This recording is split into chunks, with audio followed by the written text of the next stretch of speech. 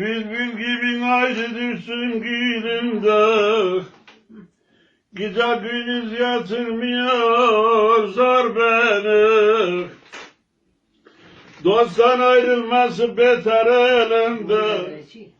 Nazlım perişanım gel de gör beni, gör beni, gör beni, gör beni. Nazlım perişanım gel de gör beni, gör beni. Senden ayrılalı gözlerim yaşlı, ekşirmez zülüflü silah kaşlı. Eser kuru poyraz ortalık kışlı. Geçsem çevirir mi yolda kar beni, kar beni. Geçsem çevirir mi yolda kar beni,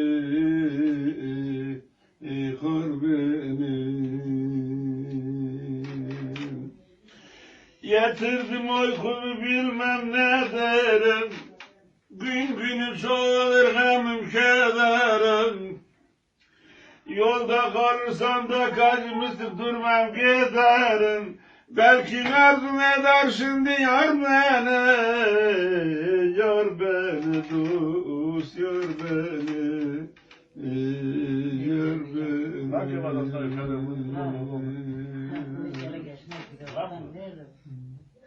Gönül bir yerlerden almıyor karar, irade yollarım yar benim arar.